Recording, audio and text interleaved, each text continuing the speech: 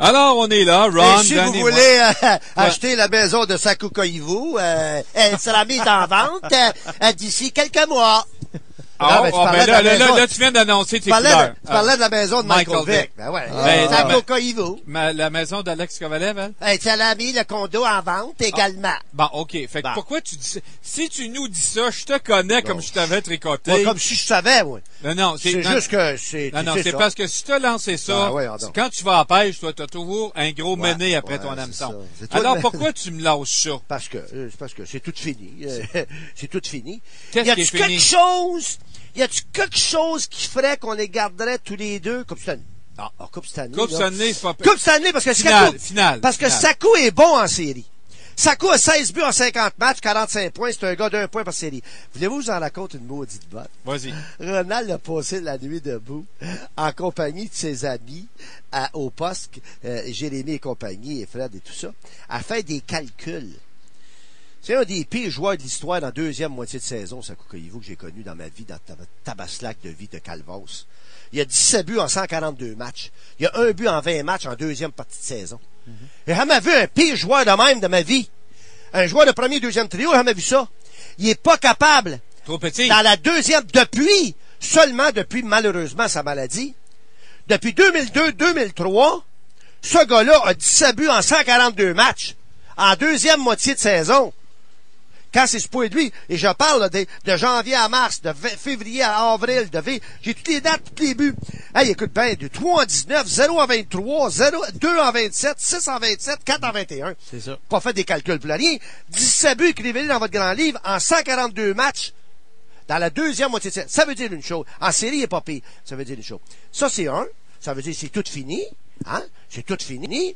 Puis, deuxièmement, le niaisage, là, tout aussi bien de mettre ça au clair, là, le niaisage avec les entraîneurs qu'on a si bien connus et la plupart aimés, là, et j'ai inclus là-dedans des Terriens, puis des Vigneault, puis des Julien et Carbonneau, là, c'est le niaisage, ça s'est passé entre Saku, puis le coach, ou Kovalev, puis le coach, ou les deux, puis le coach. OK? Ça, c'est au clair, là. Parce que c'est... Attends un petit peu. C'était bien... clair. C'est clair. Attends un petit peu. C'était bien documenté dans le cas d'Alex Kovalev, qui avait des problèmes avec Guy Carbonneau.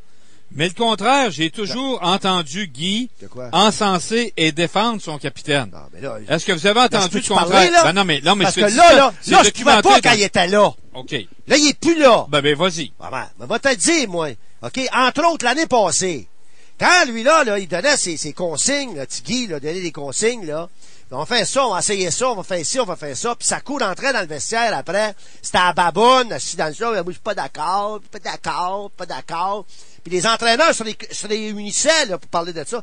Ben là, il sait pas sa main. C'est qui donc? C'est Eisenhower. Il y a de ça 70 ans. Il a expliqué à ses troupes comment ça marche. Sais-tu comment il a expliqué ça? Ike. Sais-tu comment il a expliqué ça? Il a pris une ficelle de 6 pouces. Il l'a mis sur la table. Right? Il a dit, tu prends la ficelle puis t'attires. Ligne droite, ça va bien. Essaye de la pousser, la ficelle, voir ce qui arrive. Impossible. Ça, c'est Eisenhower. Y a-tu raison, le vieux, hein? Y a-tu raison? Fait que lui, il cite dans cette maudite équipe-là, c'est qui le prend, le plan ficelle, puis il attire, puis tout le monde suit, puis tout le monde s'en vient, c'est une belle ligne droite, pour s'en va dans la ligne, il n'a pas. Qu'est-ce qu'il a fait, puis Tigui? Il a donné des coups de pied dans le derrière, il a flatté, il a essayé tout, il poussait les gars, la corde s'en allait tout croche, l'équipe s'en allait tout croche. Fait que le petit coup d'amour, puis n'importe quand, on va m'asseoir devant lui, à 2 pouces de lui, puis je vais le confronter là-dessus, si vous croyez pas. Demandez-lui, posez-lui des questions. Puis la vraie question à Saku est la suivante. As-tu backé tes Christy de coach, toi? Je vais juste dire une chose. Je vais juste décrire ça rapidement, là, parce que c'est plus que ça sûrement. Mais on va vous dire, moi, ce que c'est qu'un capitaine. On va vous dire ce que c'est qu'un capitaine. Puis je vais vous dire tout de suite après où lui, il ne fait pas là-dedans. Là. Okay. C'est même le contraire. C'est même l'opposé. Fait que moi, là, en désordre, là, c'est un gars qui pense à l'équipe avant de penser à lui. Puis moi, je pense que Koivu, quand il travaille bien fort là, dans des matchs, là, il pense beaucoup plus à lui qu'il pense à l'équipe. C'est mon point de vue. C'est le gars qui prend les coups pour les joueurs et pour le coach. Tantôt, il vient de me prouver qu'il prend pas les coups pour le coach parce qu'il vient de dire des conneries sur Guy Carbonneau. Je vais y revenir là-dessus. Il est épouvantable ce qu'il a dit. Il prend les coups pour les joueurs. C'est lui qui donne la ligne directive. C'est lui qui arrive, là, puis dit, à soir, là, on suit le coach, puis let's go back. C'est lui qui est le tampon entre le coach et les joueurs. OK? À ben y penser, plus je parle, là, parce que je connais un petit peu sa vie par cœur, c'est Butch Bouchard. C'est Butch Bouchard, il est de même. C'est lui qui, quoi? C'est lui qui commande le respect et la confiance. Butch, c'est de même. Il commande le respect et la confiance. T'as pas envie de dire, hey, respectez-moi, là. Les gars le respectent, ils le regardent. Même si le gars, il a juste Eiserman, 24 ans. Les gars le regardent comme s'il avait 34. Puis ils commandent le respect, puis ils veulent le suivre. Mais à la guerre avec toi. C'est un rassembleur. Il rentre dans le hall d'entrée, là. Puis là, il y a 3 gars qui sont là. Jamais qu'un capitaine, un grand capitaine que j'ai connu, moi, dans mes voyages pendant 10 ans avec l'équipe. Jamais que j'ai pas vu le capitaine aller voir les 3 gars dans le hall d'entrée pour dire, puis Danny, puis Michel, puis Paul, va vous en aller, on joue au bowling. OK, c'est qui est là? Ton petit frère? Hey, salut petit frère! C'est moi le capitaine, m'appelle Sakukoivu. Jamais que j'ai vu un capitaine faire ça, puis je les ai tous vus. Je les ai tous vus, les grands capitaines. J'ai voyagé avec eux autres, puis je les ai arbitrés, puis j'ai voyagé des lobbies. Lui, il passe comme une maudite flèche à travers ses propres joueurs, puis il sac son camp, puis il regarde les jeunes comme des derrières, puis il y a des joueurs qui jouent dans cette équipe-là, là, les Bouillons, là, il n'y a aucun respect pour Bouillon.